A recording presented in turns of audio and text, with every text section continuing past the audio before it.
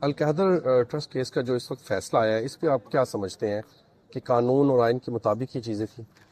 دیکھیں، بات یہ ہے کہ جو القادر ٹرسٹ کا کیس ہے، ہم اس کو اسلامک یونیورسٹی کا نام دیتے ہیں، ٹھیک ہے، سیرت النبی یونیورسٹی۔ بات یہ ہے نا کہ اس وقت ملک جس سخت دور سے گزر رہا ہے، اس کے اپنے تقاضے ہیں، اس کی اپنی ضروریات ہیں۔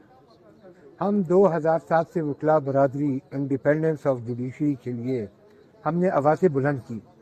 26ویں آئینی ترمیم کے اوپر ہمارا کیا ایشو ہے؟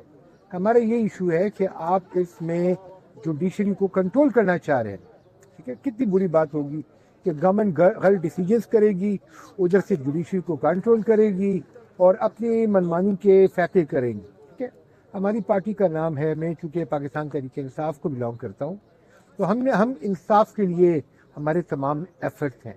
ہم کہتے ہیں کہ دو نہیں، ایک قانون ہونا چاہیے اور قانون سب پر یکساں طریقے سے لاگو ہونا چاہیے۔ تمام دنیا کو پتہ ہے، نہ خان کے پاس پیسہ تھا، نہ خان کے اکاؤنٹ میں تھا، سپریم کورٹ کے اکاؤنٹ میں پڑا ہے، حکومت نے اس کو مینیج کرنا ہے، سپریم کورٹ مینیج کر رہی ہے۔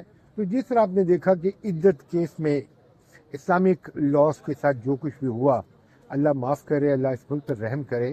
ہم یہ سوچتے ہیں کہ اسی طرح کا یہ بھی فیصلہ ہے، لیکن ہمارا عدالتوں پر اعتماد ہے۔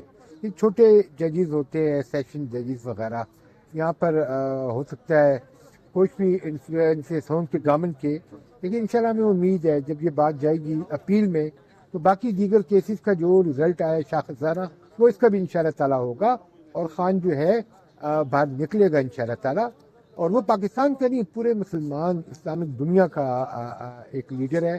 حکومت کو چاہیے، پی ڈی ایم کو، تمام سیاسی جماعتوں کو، کہ دیکھیں جو مذاکرات کا عمل شروع کیا ہوا ہے اس میں کسی کو بھی انگلیاں مارنے کی اجازت نہ دی جائے، اور مذاکرات کو پاکستان کی بہتری کے لیے، استحکام کے لیے، مضبوطی کے لیے ہر طریقے سے کامیاب بنانا چاہیے۔ Thank you sir, so much.